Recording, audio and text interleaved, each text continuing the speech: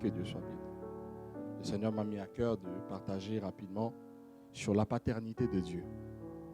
La paternité de Dieu. Amen. La Bible dit que Dieu est l'unique Dieu. Il a dit à Israël, dans le livre de Deutéronome, au chapitre 6e, le verset 6, « Écoute, ô Israël, l'Éternel ton Dieu est l'unique Dieu.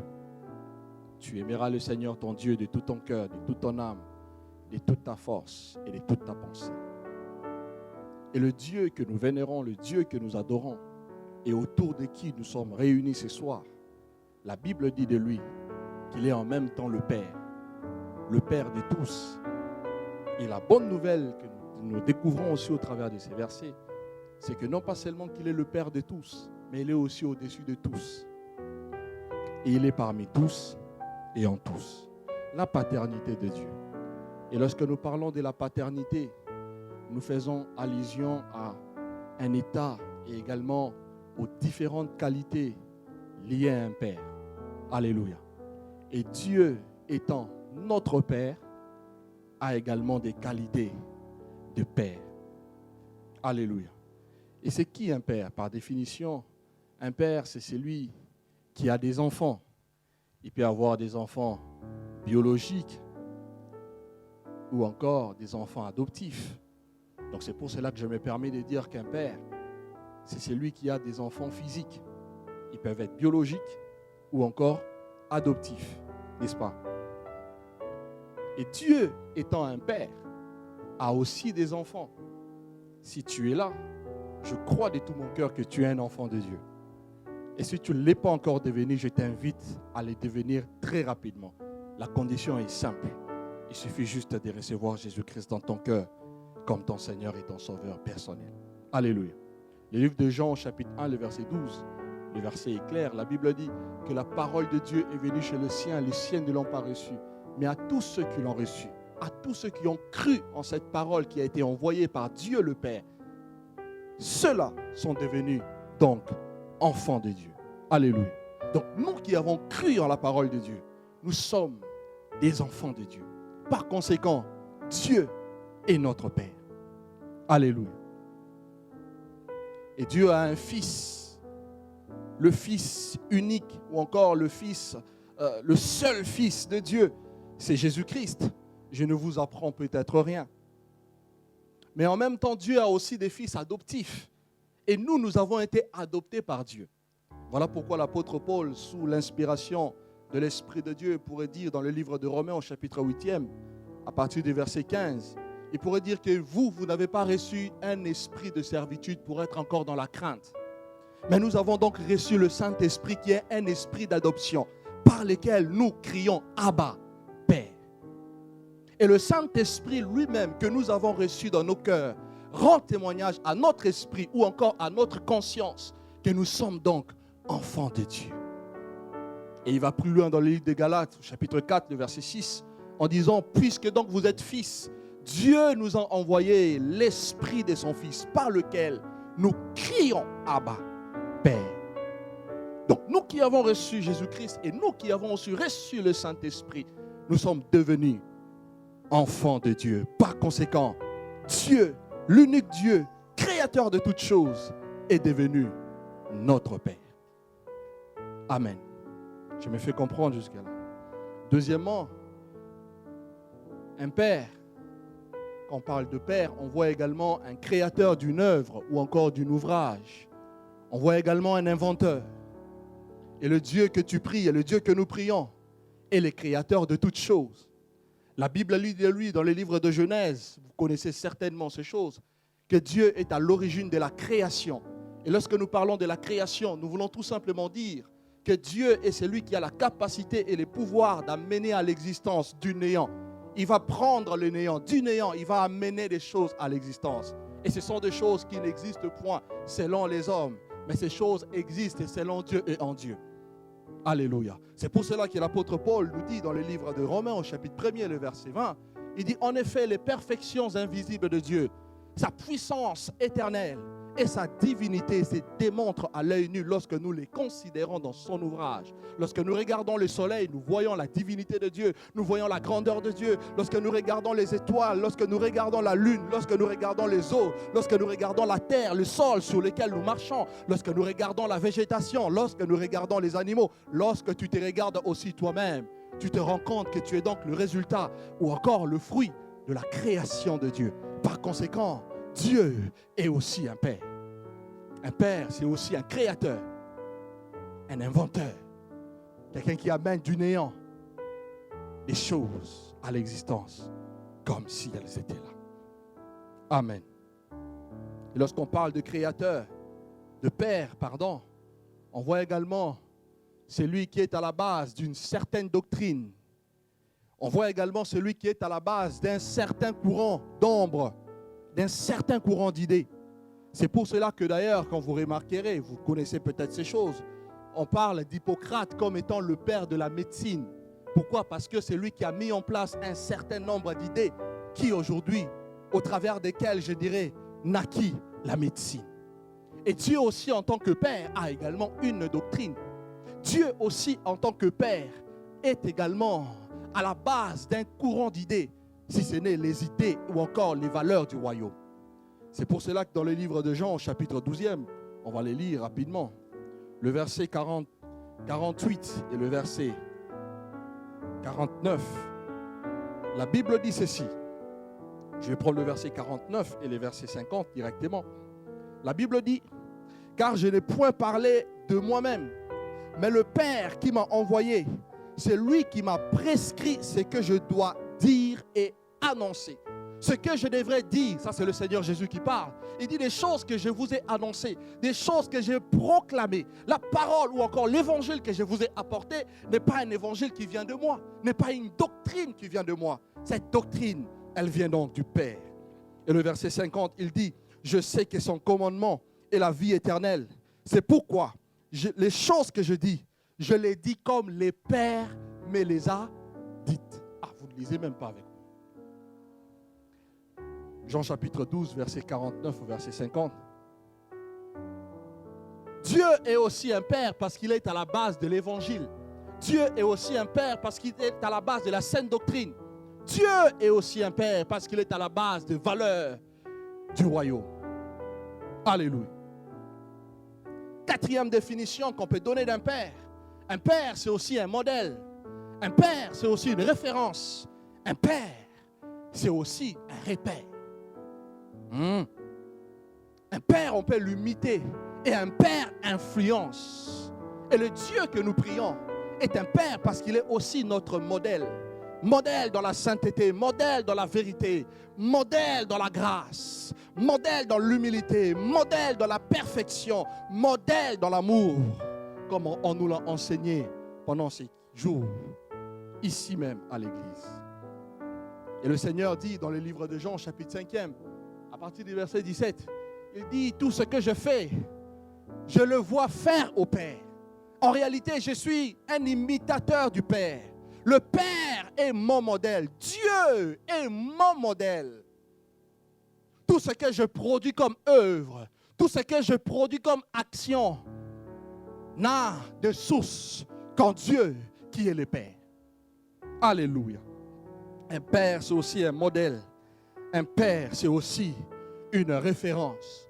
Voilà pourquoi l'apôtre aux Épîtres des Hébreux a compris cette vérité.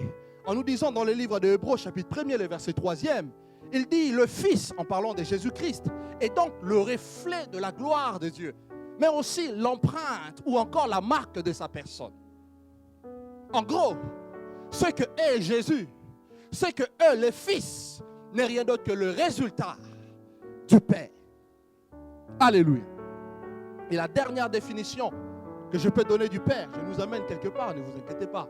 La dernière définition que je nous donne du Père, et c'est là que je rejoins le verset 6 de Éphésiens 4 que nous avons lu, parce que là-bas, il nous est dit que Dieu est le Père de tous. Ça veut dire qu'il est aussi le Père des païens. Ah, là j'ai choqué quelqu'un. Ça veut dire que Dieu, l'unique Dieu en qui nous avons cru, est aussi le Dieu de païens. Et à cette définition, je dirais que cette définition n'est rien d'autre que le mot source, péter en grec, qui veut dire source. Et en parlant de la source, j'aime bien l'explication de Job.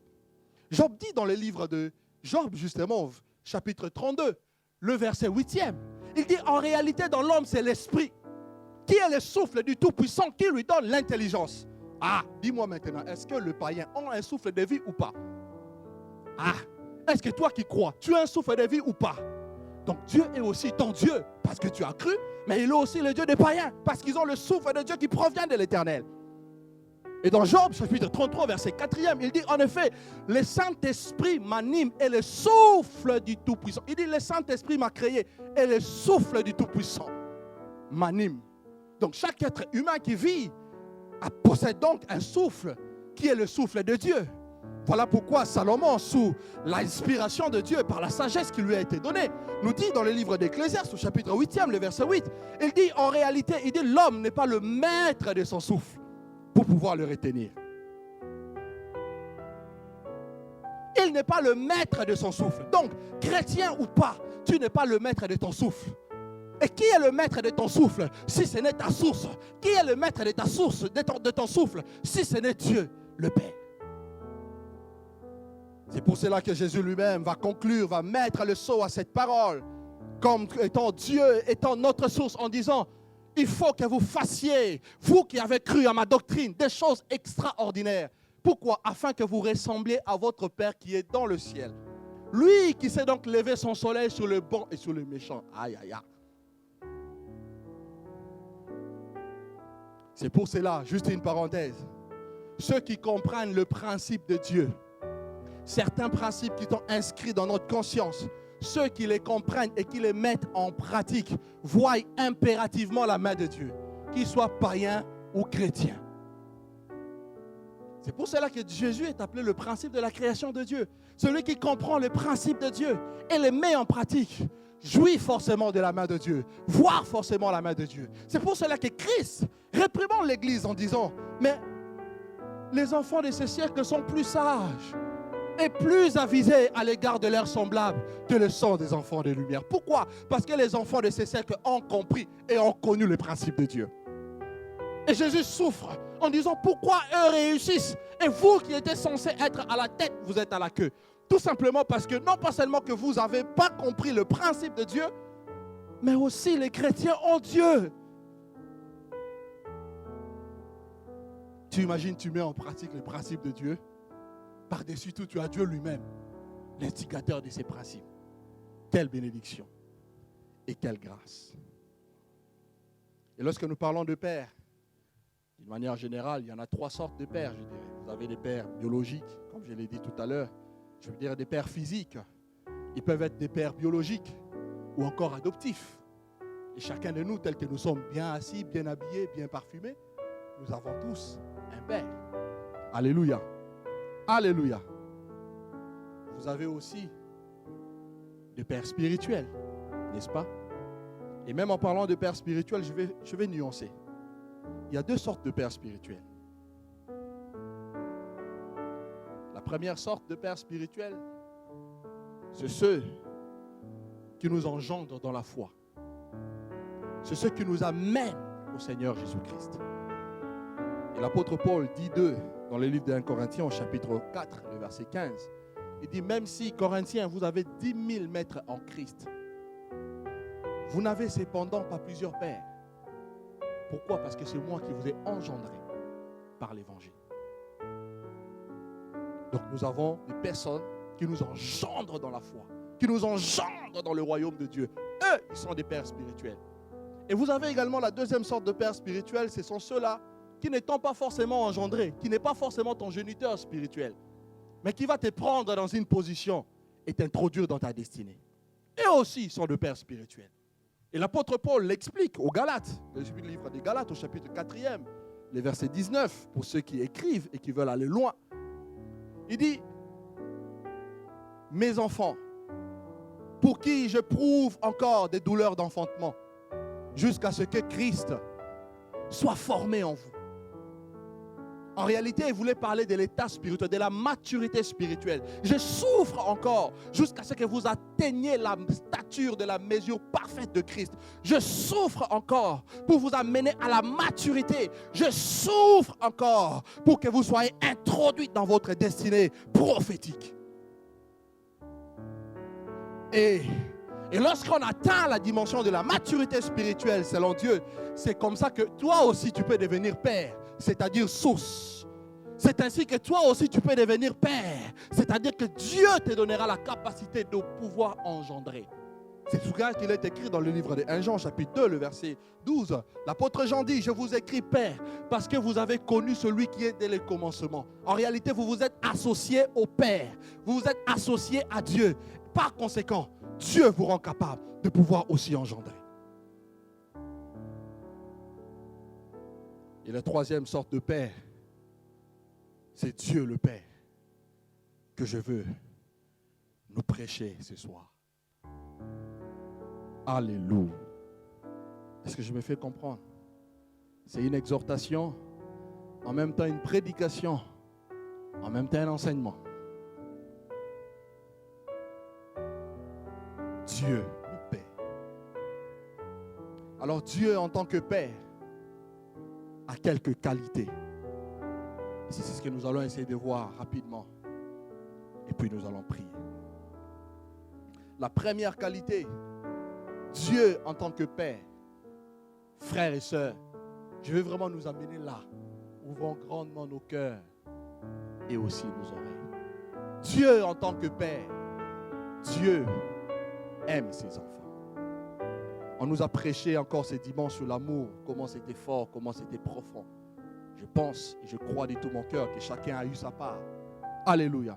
Dieu en tant que Père, Dieu aime ses enfants. Parce que tu es un enfant de Dieu. Laisse-moi te dire une chose, la bonne nouvelle, c'est que Dieu t'aime. Les hommes peuvent ne pas m'aimer.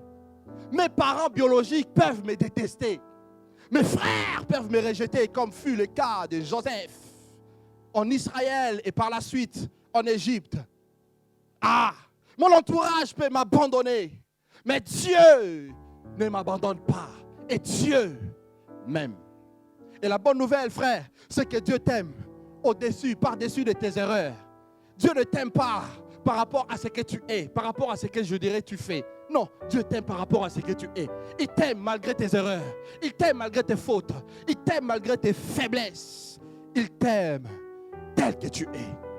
Ça, c'est la bonne nouvelle. Il t'aime avec tes péchés. Là, je choque la conscience de quelqu'un.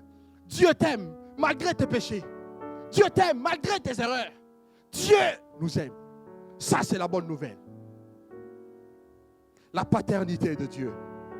Dieu, frère, nous aime. Et Dieu démontre son amour envers nous. Je ne nous apprends rien.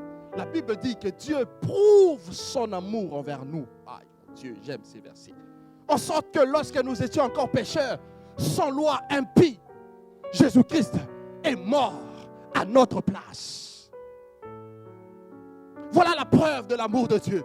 Il ne nous dit pas seulement qu'il nous aime, mais il nous donne également des preuves de son amour. En livrant Jésus à la croix de Golgotha. Le Seigneur m'a toujours fait comprendre une chose. Je crois que j'ai déjà réussi à partager cela au milieu de nous. Que la valeur d'une chose correspond au prix de son acquisition. C'est pour cela que tu peux dire qu'une maison a plus de valeur qu'une voiture. C'est pour cela que tu peux dire qu'une voiture a plus de valeur que des vêtements.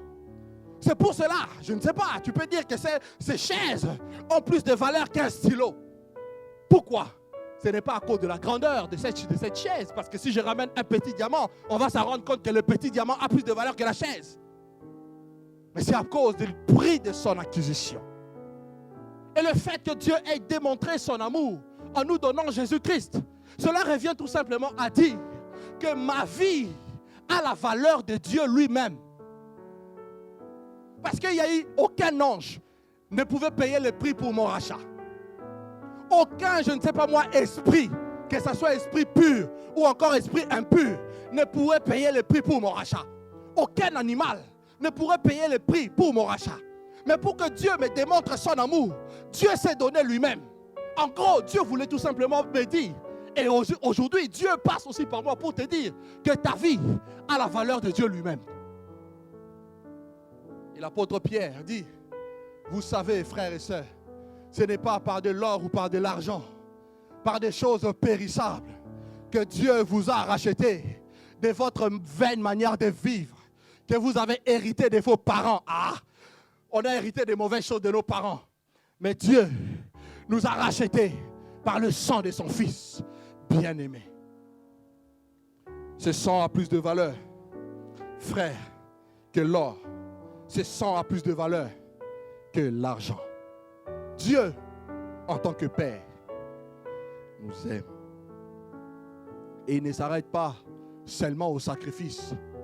La Bible nous enseigne que Dieu nous donne aussi la chose la plus merveilleuse, la chose la plus glorieuse. Je corrige tout de suite en disant, l'être le plus merveilleux, le plus parfait, le plus excellent qui existe, le Saint-Esprit. C'est pour cela que nos vies, la vie chrétienne, la vie d'un enfant de Dieu, devient aux yeux de toutes les créatures célestes un mystère. La Bible dit que les anges désirent plonger le regard parce qu'ils ne comprennent pas le mystère de la divinité dans l'humanité sale et corrompue. Mais une humanité qui a été lavée et nettoyée par le sang de l'agneau. Comment Dieu, non pas seulement il se donne lui-même pour le rachat des hommes, mais Dieu vient aussi lui-même pour habiter dans l'homme. Quel mystère et quelle grâce. C'est pour cela que Jésus pouvait dire dans le livre de Luc au chapitre 11e, il disait, oui, si donc les méchants pères, les pères que vous avez, les pères biologiques, qui sont tellement méchants, savent donner des bonnes choses à vos enfants, à plus forte raison, votre Père qui est dans le ciel, il ne dit pas, ne donnera-t-il pas des bonnes choses? Parce qu'il sait que les voitures vont passer, le mariage va passer, les vêtements vont passer, les enfants vont passer. Il dit, ne vous donnera-t-il pas le Saint-Esprit, le don le plus excellent et le plus parfait, le don de Dieu. Alléluia. Alléluia. Et Dieu nous a donné son esprit. Et son esprit vit en nous. Son esprit répand, comme on nous l'a dit le dimanche, l'amour de Dieu dans nos cœurs. Et aujourd'hui, je sais, même si je n'ai plus de père, gloire à Dieu, mes parents sont encore vivants. Même si je n'ai plus de père, je sais que l'amour de Dieu comble tout. Parce que depuis que j'ai rencontré cet homme, il m'a donné un amour que mes parents ne m'ont pas donné. Il m'a donné un amour que les hommes ne m'ont pas donné. Il m'a donné un amour fort, profond, puissant, mais également un amour éternel. Il dit à Jérémie de loin, l'Éternel Dieu se montre à toi. Je t'aime d'un amour éternel. Cet amour de Dieu est éternel. Il dit, c'est pour cela que je te conserve ma bonté. Et on l'a lu le dimanche. L'amour de Dieu, cet amour qui supporte tout. C'est pour cela que malgré le fait que Jésus t'a sanctifié et t'a amené dans la présence de Dieu, malgré le fait que tu pêches, Dieu te supporte toujours. Dieu me supporte toujours. Les hommes me lapideront. Moi-même, je me vois tellement sale à cause de ce que je suis. Mais l'amour de Dieu me dit que Dieu compte encore sur moi. Voilà pourquoi Dieu continue à me supporter, malgré mes erreurs, malgré mes faiblesses, malgré mon passé. Et cet amour, nous dit la Bible, cet amour croit en tout. En gros, Dieu continue à croire en nous malgré nos bêtises, malgré nos erreurs, malgré le fait que nous soyons quelquefois insensibles. Il parle, on n'écoute pas. Insensible vis-à-vis de la voix de Dieu. Dieu continue à croire en nous. Le Seigneur m'a fait comprendre une chose. Il me disait, le premier prix que Dieu a payé pour le rachat de l'homme n'est pas d'abord Golgotha. Non, Golgotha est venu après. Le premier prix que Dieu a payé pour le rachat de l'homme, c'est la foi qu'il a eue en nous. Parce que ça pouvait ne pas marcher. Ça pouvait ne pas marcher. Dieu n'avait aucune certitude qu'en mourant à la croix, les hommes reviendraient vers lui. Mais il a pris le risque de payer le prix. C'est comme un investisseur. Il a pris le risque, il a regardé les paramètres. Il n'est pas sûr, mais il prend le risque d'investir quand même. Et Dieu croit en nous. La Bible dit que l'amour croit tout. Et Dieu croit en nous. Même si tu dis que tu vas devenir un grand homme, toi-même tu te regardes, tu regardes ton profil et sa parole, tu te dis, ah là là, je suis loin d'y devenir. Si Dieu t'a libéré cette parole, c'est parce qu'il croit en toi. Et il sait que tu vas arriver. Et Dieu, la Bible dit que l'amour espère tout. Ah, Dieu espère à notre perfectionnement et à notre rédemption. Et rapidement, une parenthèse que j'ouvre, en parlant de l'amour de Dieu, nous retrouvons également son affection. Nous avons une affection avec Dieu. Et Dieu s'approche de nous. Parce que l'affection vient en fréquentant une personne. Et Dieu a accepté de s'approcher de nous afin que nous puissions nous affectionner à lui. Et il nous a donné aussi le Saint-Esprit afin que nous puissions nous affectionner aux choses du ciel, aux choses du royaume et à sa personne. Alléluia, alléluia, alléluia. Alléluia. Quelle grâce. J'aime cette parole. Dieu m'aime. Je veux qu'en sortant de ce lieu, tu sortes avec cette parole. Que Dieu t'aime. Que Dieu t'aime. Que Dieu t'aime. Ça, c'est la première bonne nouvelle. La deuxième qualité de Dieu en tant que Père, c'est que Dieu nous assure la protection. Comme un bon père protège ses enfants, comme une bonne mère protège ses enfants, Dieu aussi nous assure la protection. Aïe, aïe, aïe. On dirait que tu ne me comprends pas. Je ne te demande pas de crier. J'ai demandé à ce que cette atmosphère soit calme comme ça pour que ça rentre bien. Dieu en tant que Père nous protège. Nous protège de quoi? Nous protège d'abord du malin. La Bible dit que votre adversaire, le diable, rôde tout autour de vous comme un lion rugissant. Il rôde pour nous dévorer comme une proie. Et Dieu est là pour nous protéger contre le malin. La Bible dit, ne nous induis pas en tentation, mais délivre-nous du malin. C'est-à-dire que seul Dieu a la force et le pouvoir de nous délivrer du malin. Voilà pourquoi il est là comme Père pour nous protéger. Il nous protège de toutes les attaques spirituelles. Il nous protège de toutes les attaques physiques. Dieu nous protège. Il nous protège des démons. Il nous protège quelquefois aussi de la tentation. Il veille pour que la tentation ne soit pas au-delà de la mesure de la foi que nous avons reçue. Dieu nous protège, frère. Il nous protège contre les maladies bizarres. Dieu nous protège contre la mort précoce. Dieu nous protège, frère, contre les attaques de l'ennemi. Ah, c'est pour cela qu'en sortant de ces lieux, si tu avais encore peur de sorciers, quel que soit son niveau dans la sorcellerie, quel que soit son degré dans le monde mystique, dans le fétichisme, dis-toi que Dieu est là comme Père pour te protéger et qu'il ne t'atteindra pas. C'est pour cela que David, le psalmiste, dit dans le livre de Psaume, au chapitre 81, il dit que 1000 tombent à mes côtés, que 10 000 à ma droite, je ne serai pas atteint. Pourquoi? Parce que Dieu me protège. Il dit aucun fléau ne t'atteindra. Aucun malheur ne s'approchera de toi parce que Dieu te protège. Et dans le livre des Proverbes, il dit tu n'auras pas à craindre les insomnies. Tu n'auras pas à, avant de dormir, il faut que je mette une Bible sur mon oreiller. Parce que la Bible doit me protéger. Non.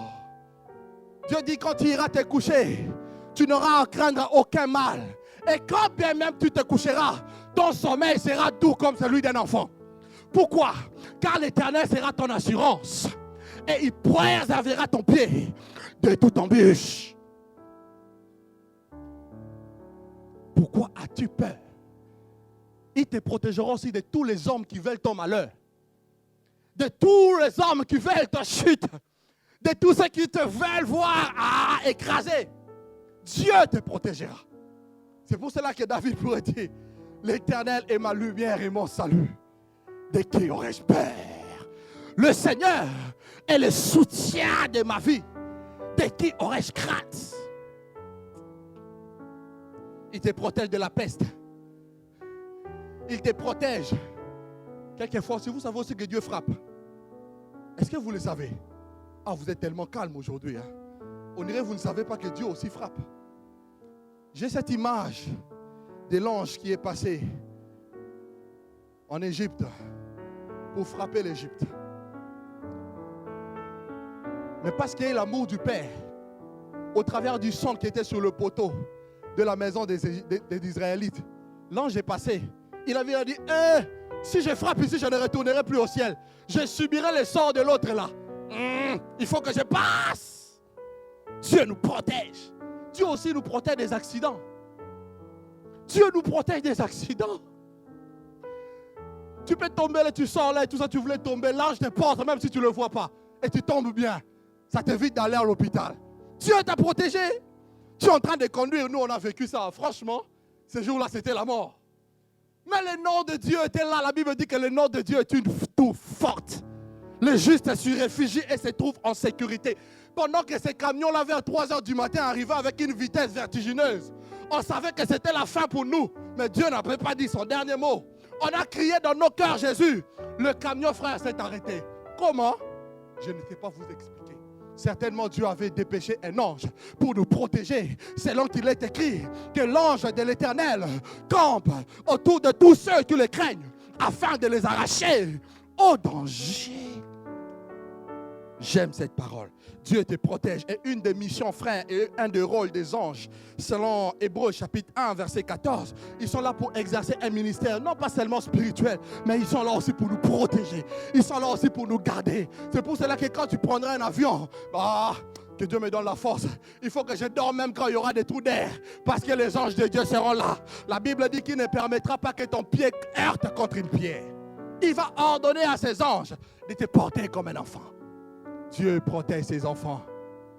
Dieu protège ses enfants. Troisième qualité de Dieu en tant que Père, frère, c'est que Dieu pourvoit nos besoins. Le Père qu'il est, ce n'est pas un Père irresponsable. De la même manière que tu te lèves le matin tous les jours pour les enfants que Dieu t'a donnés, pour le mari que Dieu t'a donné, pour la femme que Dieu t'a donnée, Dieu est aussi un Père responsable qui prend soin de ses enfants. Et par rapport, je dirais, aux soins que Dieu nous apporte, j'ai l'image de Psaume 23. Dieu comme le bon berger. David dit dans Psaume 23, le verset 1, que Dieu est mon berger. L'Éternel est mon berger. Et moi, par conséquent, je ne manquerai de rien. Il nous nourrit. Je ne te demande pas d'être paresseux, de ne pas travailler. Tout simplement, ce que je veux dire, c'est que Dieu prend soin de nous. Pourquoi? Parce qu'en tant qu'enfants de Dieu, nous n'avons pas les mêmes priorités que le païen. Les païens se battent pour avoir de l'argent. Mais nous devons nous battre en premier lieu pour avoir le royaume et la justice. Et le reste vient par la suite. Et comment le reste vient si ce n'est que par ordonnance de l'Éternel? Il a dit que les oiseaux du ciel ne sommeillent, ni ne dorment, ni sèment, ni ne moissonnent. Cependant, Dieu les nourrit. Pourquoi Dieu ne se permettra-t-il pas de vous nourrir, gens de peu de foi? Il dit toutes ces choses, ce sont les païens du monde qui les recherchent. Vous cherchez prioritairement le royaume et sa justice, et le reste vous seront donnés par-dessus. Alléluia. Dieu prend soin de ses enfants. Dieu nous nourrit. Il nourrit également notre esprit. Il nous donne sa parole pour que notre âme puisse grandir, pour que notre esprit puisse croître et ressembler à Dieu. Dieu veille sur l'épanouissement de notre être, que ce soit de notre esprit, que ce soit de notre âme. On a développé toutes ces choses, je ne vais pas revenir là-dessus, et que ce soit de notre corps. Dieu veille à un épanouissement de notre être.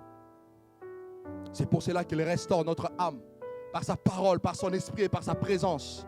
Et il a choisi notre esprit pour en faire sa demeure. Alléluia. Alléluia. Alléluia. Et la deuxième pensée qui est cachée derrière, Dieu prend soin de ses enfants, c'est que Dieu, en tant que Père, nous garantit la réussite. Un père est celui qui se bat pour la réussite de ses enfants. Et Dieu, en tant que Père, nous garantit la réussite. Il se bat pour que tu réussisses, pour que je réussisse. Voilà pourquoi l'échec ne se retrouve pas dans les dictionnaires de Dieu le Père. Ah, tu ne me comprends pas. L'échec ne se retrouve pas dans les dictionnaires du Dieu le Père. Parce que Dieu met tout en œuvre pour que nous réussissions. Alléluia. C'est pour cela que Jérémie nous dit, je connais les projets que j'ai formés pour toi. Parce que Dieu veut que tu réussisses. Voilà pourquoi il prend lui-même le soin de former les projets pour toi. Ce qu'il te demande, Dieu, c'est quoi? Entre dans la communion avec lui, découvre le projet qu'il a conçu pour toi et travaille par rapport à ces projets. Tu réussiras. Pourquoi Moïse a eu la réussite? Parce que Dieu lui a dit, aie soin de bâtir le tabernacle d'après le modèle qui t'a été montré, d'après le projet, d'après le plan que j'ai conçu moi-même sur la montagne. Si tu prends soin de faire exactement ce que je t'ai dit, la réussite sera garantie. La preuve, Moïse a fini simplement de construire le tabernacle. La Bible nous dit qu'il y avait tellement la présence de Dieu, que ce soit Moïse, que ce soit les sacrificateurs, que ce soit le peuple, aucun homme ne pourrait accéder là où Dieu y était. Dieu veut que nous réussissions. C'est pour cela qu'il a conçu des projets de bonheur et de paix pour nous. La Bible dit afin de nous donner de l'avenir, mais aussi de l'espérance. J'insiste sur ce mot espérance. Parce que l'apôtre Paul, sous l'inspiration de l'Esprit, va récupérer ces mots en nous donnant la bonne nouvelle, en disant que l'espérance de Dieu ne trompe point. Romains chapitre 5, le verset 5, il dit « Or l'espérance ne trompe point, parce que l'amour de Dieu est répandu dans nos cœurs par l'Esprit qui nous a été donné. » Donc, Dieu veut nous donner l'espérance. Et l'espérance que Dieu nous donne n'est pas un mensonge. Parce que cette espérance est basée et bâtie sur lui-même. Or, la Bible dit, même lorsque nous devenons infidèles, Dieu demeure fidèle parce qu'il ne peut se renier lui-même. Est-ce que je me fais comprendre? Est-ce que je me fais comprendre? Est-ce que je me fais comprendre cette résurrection? Que Dieu soit béni. Dieu nous garantit la réussite. Voilà pourquoi si tu connais les projets de Dieu pour ta vie, même si tu as l'impression de vivre des années noires, même si tu as l'impression de passer par les turbulences, même si tu as l'impression de passer dans la vallée de l'ombre de la mort, je viens te donner la bonne nouvelle que ces projets s'accompliront certainement. Vous connaissez ce chant? Ce que tu as dit, Seigneur, tu le fais arriver. Ce que tu as conçu, tu l'exécutes. Tu exécuteras tout ce que tu as promis. Oh oui, ton projet tiendra bon. Le projet que Dieu a conçu tient bon. Et c'est pour notre bonheur. La troisième pensée qui est cachée derrière Dieu prend soin de ses enfants, c'est que Dieu nous instruit, mais aussi nous éduque. C'est pour cela qu'en sortant de ce lieu, tu n'as plus le droit de dire que ah non, moi je n'ai pas grandi avec mes parents, j'ai été mal éduqué. Non, si tu es enfant de Dieu, Dieu va prendre le soin de t'instruire, mais aussi de t'éduquer. Et il y a une différence entre éduquer et instruire. Je ne sais pas si vous connaissez. On est en France quand même, non? Vous ne répondez même pas. Il y a une différence entre instruire et éduquer. C'est quoi la différence? L'instruction, en fait, c'est...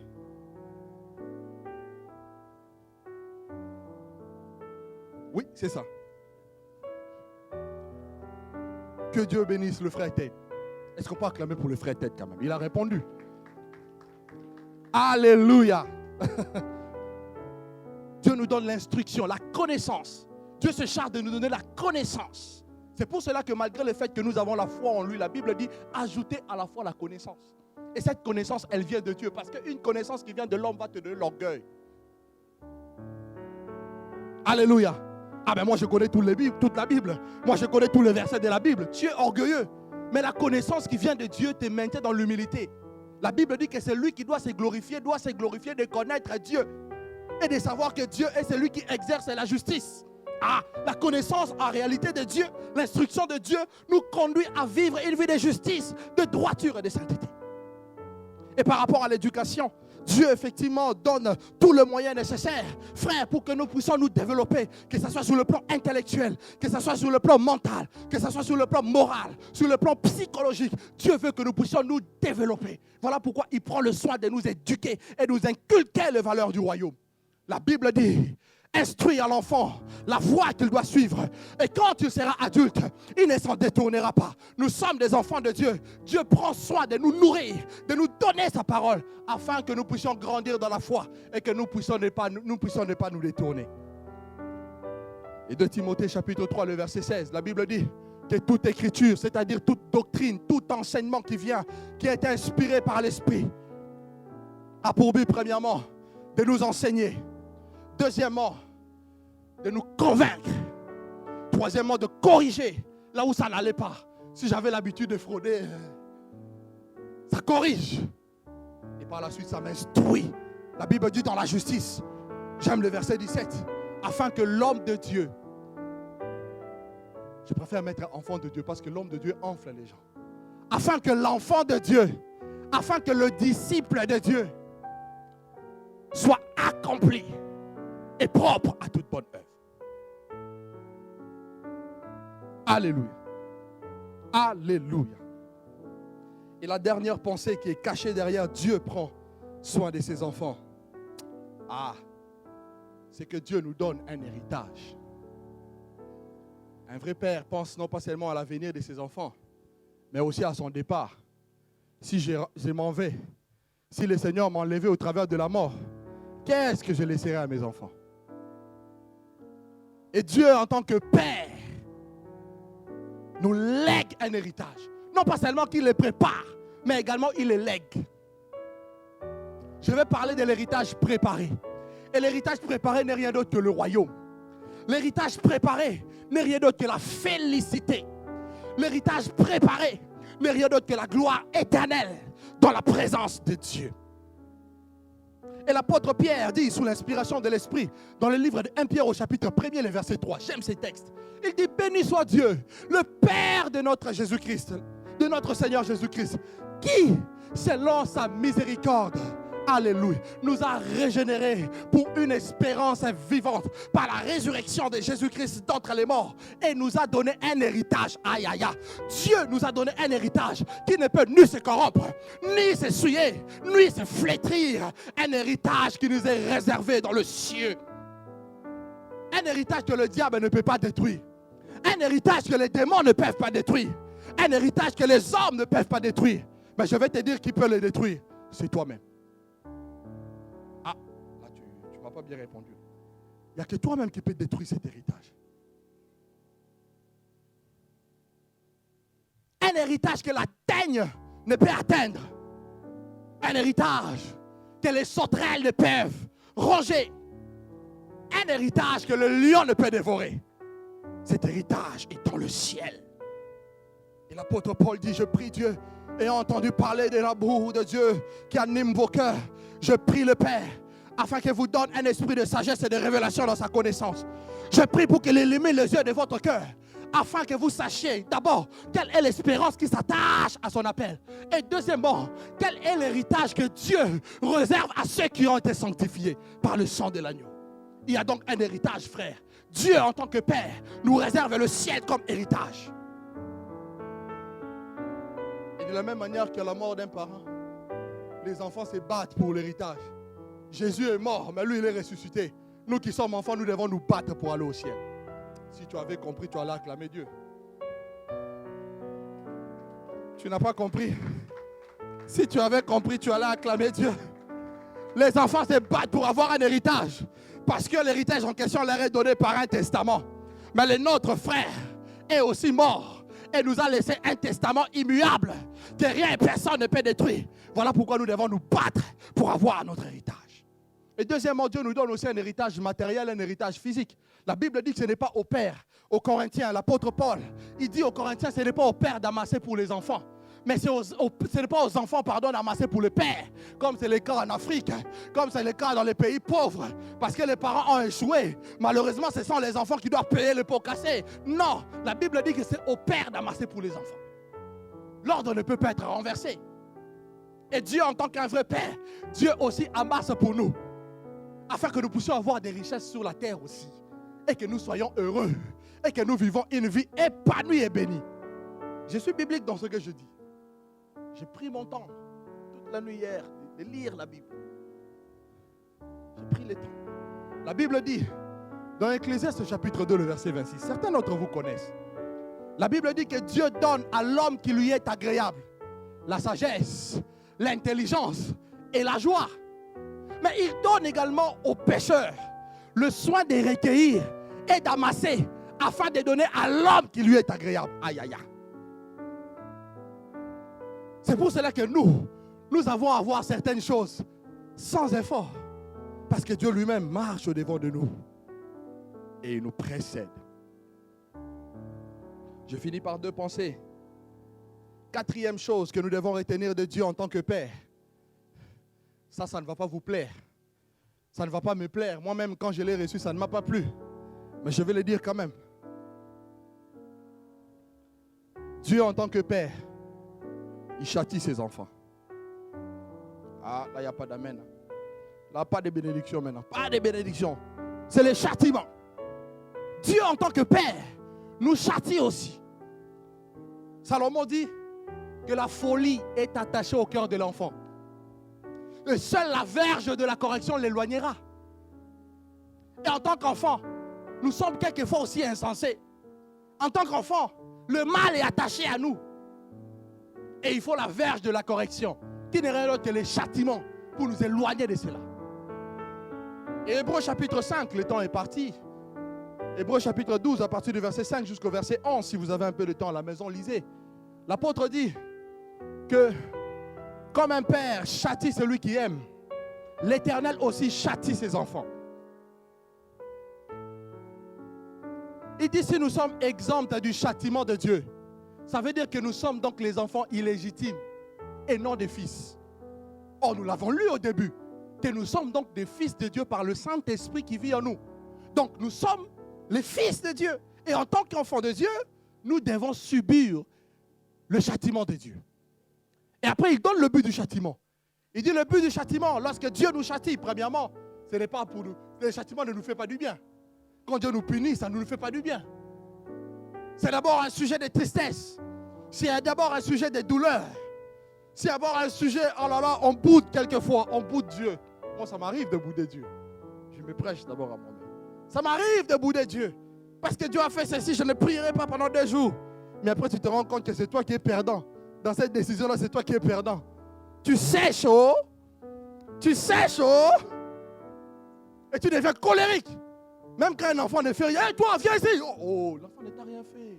Papa, la colère de l'homme n'accomplit pas la justice de Dieu. Rentre dans la présence de Dieu. Accepte les châtiments. Je me prêche à moi-même. Je ne vous prêche pas, je prêche à moi-même. Et toi, oh, calme-toi, il t'a rien fait. Le châtiment. Un sujet d'abord de tristesse. Mais cela a pour but de nous communiquer la sainteté. Cela a pour but de nous communiquer la justice de Dieu. Jésus-Christ, en tant que fils, n'a pas aussi épargné, n'était pas exempté du châtiment de Dieu. La Bible nous dit dans le livre d'Ésaïe, au chapitre 53, le verset 5e, que le châtiment qui nous donne la paix, Shalom, est tombé sur lui. Et que par ses meurtrissures, nous avons été guéris. Donc Jésus aussi a connu le châtiment de Dieu, qui est la croix. Mais il a connu pour une bonne cause, pour que nous soyons réconciliés avec Dieu. La Bible dit, étant donc justifiés par le sang de l'agneau, versé à la croix de Golgotha, nous avons la paix avec Dieu. Romains chapitre 5, verset 1. Nous avons donc la paix avec Dieu. Mais deuxième raison pour laquelle, excusez-moi, Jésus-Christ a connu le châtiment, c'était pour que Dieu s'identifie aux hommes. Voilà pourquoi aujourd'hui nous pouvons porter le nom de Dieu. On nous appelle enfants de Dieu. Donc Jésus a porté aussi les châtiments pour que nous puissions nous identifier à Dieu. Ou encore, je dirais, pour que Dieu s'identifie aux hommes. Alléluia. Le châtiment de Dieu. Et c'est là pour but, bien évidemment, d'investir en nous la vie de Dieu, les divins. Et quand Dieu nous châtie, ça fait mal. On pleure, on soupire, on gémit. Mais après le châtiment, on sort saint, on sort pur et on sort agréable à Dieu. N'oubliez pas que ceux qui seront enlevés, ce sont les hommes et les femmes qui seront trouvés agréables à Dieu. C'est pour cela que le châtiment est obligatoire. Si tu es fils de Dieu, si tu es enfant de Dieu, présent en ce lieu, il faut que Dieu te châtie. Ça peut être, pour quelques-uns, ça peut être la mort.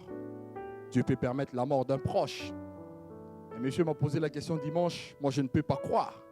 Dieu a tué ma mère. Par-dessus tout, il m'a pris aussi mon chien. Dieu a tué mon chien. Donc je ne peux pas croire en Dieu. Je lui ai dit, la mort fait partie de la vie. Qui que nous soyons, nous passerons par ça.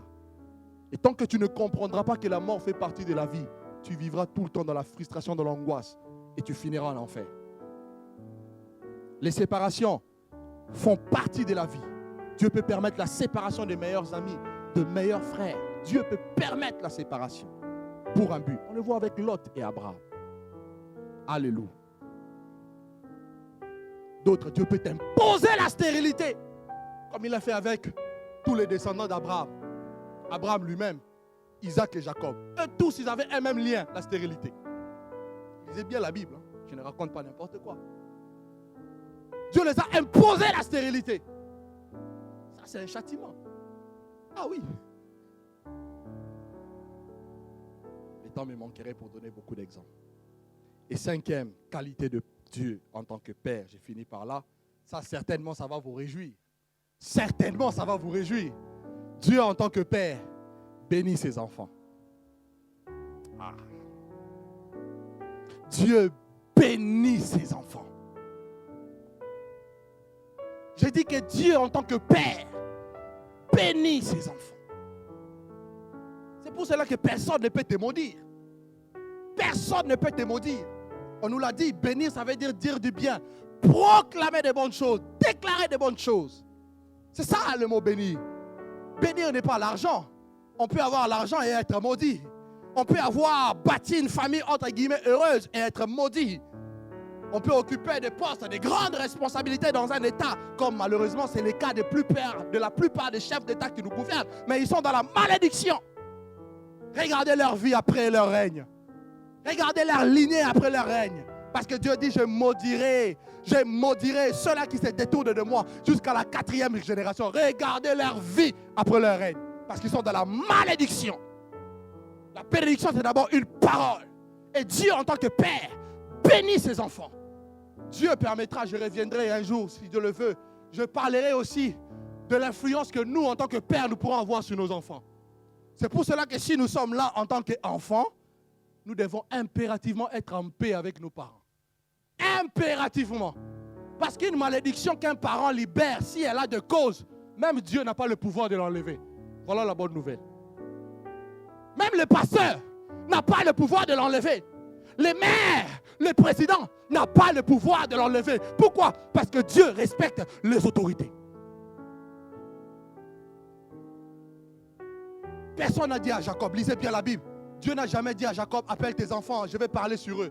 Jacob, il a justement senti que, là maintenant, l'heure de mon départ arrive. Mais je ne vais pas partir avec ce que j'ai reçu de Dieu. Il faut que je les lâche, il faut que je les libère. Il faut que je meure vide. Il les a appelés. Et toi, Judas, toi, tu es un jeune lion. Et c'est arrivé, hein. Parents prophètes. Tu vas continuer à maudire tes enfants.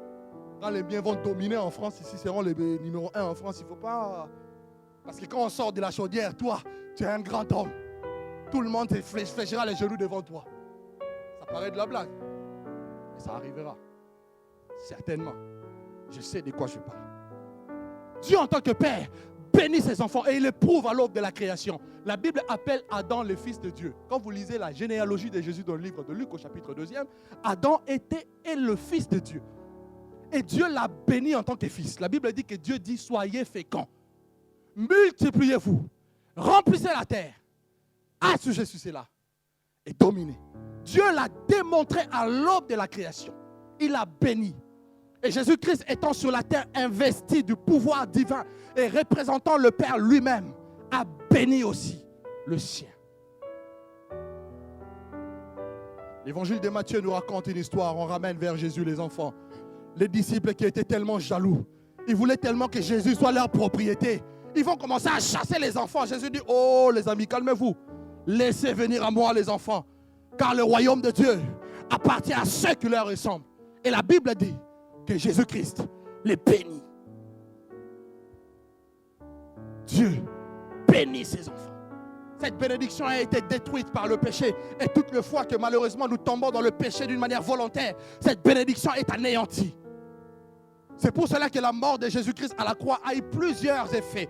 Entre autres, c'est de restaurer la bénédiction que Dieu avait libérée au commencement. C'est pour cela que la Bible parle de la nouvelle création pour tous ceux qui sont en Christ. Et Paul explique bien ce mystère en disant que béni soit Dieu, le Père de Jésus-Christ, qui nous a bénis de toutes les bénédictions. Dieu n'a rien laissé. Bénédiction spirituelle, prends. Bénédiction matérielle, oh, prends. Bénédiction sur le plan psychique, prends. Qu'est-ce que tu veux que Dieu te donne encore? Je ne sais pas. Invente. Prends-le au nom de Jésus. Nous sommes bénis. de toutes les bénédictions de Dieu dans les lieux élevés. Dans les lieux élevés. Dans les lieux élevés. Et dans les lieux élevés. Dieu bénit ses enfants. Parce que Dieu est ton Père. Dieu t'a béni. Tu es un homme béni. Même si ce que tu vis est le contraire de ce que tu crois et de ce que Dieu t'a dit. Dis-toi que je suis un homme béni. Déclare la bénédiction. Parce que Dieu dit que j'ordonnerai la bénédiction d'être avec toi. Je vais donner mon ordre pour que la bénédiction te poursuive. J'ouvrirai mon beau trésor, le ciel, et je t'enverrai la pluie de l'arrière et de la première saison. La bénédiction de Dieu. J'ai fini. Le temps qui m'a été donné. Et arrivé à la fin, on va juste prier. Je finis par une chose. On a les yeux fermés, on a la tête baissée. J'ai fini en disant,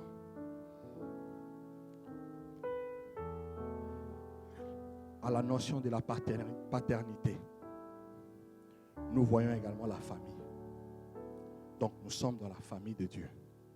C'est pour cela que le verset que le pasteur a donné dimanche, il a dit, béni soit Dieu. C'est à cause de cela que j'ai fléchi mes genoux devant le Père, duquel, tire son nom toutes les familles de la terre. Dieu est un Dieu des familles. Dieu a des obligations et des droits, des devoirs. C'est tout ce que je nous ai énuméré tout à l'heure. Mais en contrepartie, Dieu attend de toi également des choses. En tant qu'enfant, Dieu attend de nous que nous puissions l'honorer. La Bible dit, honore ton père et ta mère.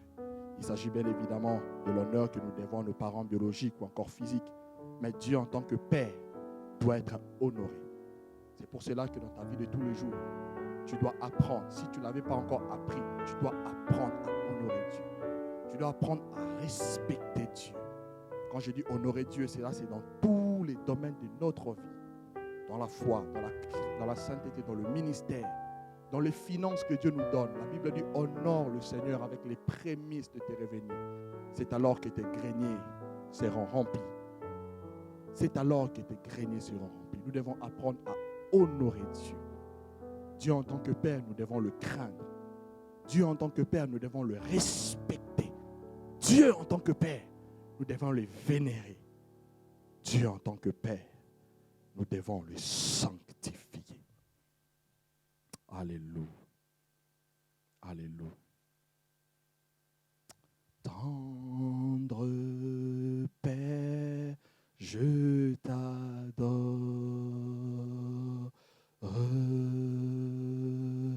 Je te donne ma vie.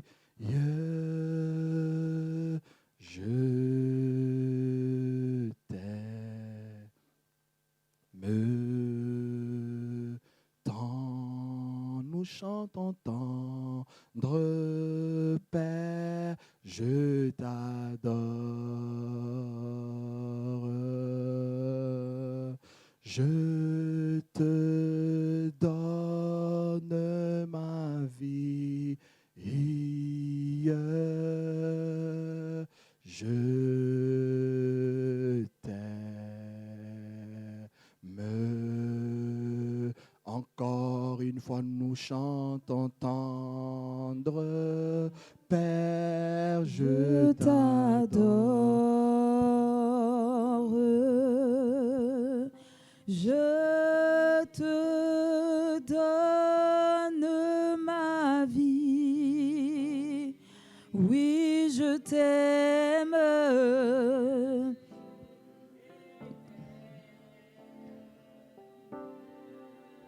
Plus que l'argent, plus que l'or, je t'aime.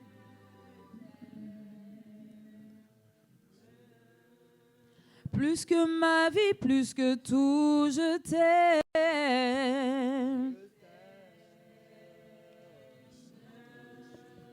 Plus que l'argent, plus que l'or, je t'aime. Je t'aime. Nous sommes debout, s'il vous plaît. Plus que ma vie, plus que tout, je t'aime.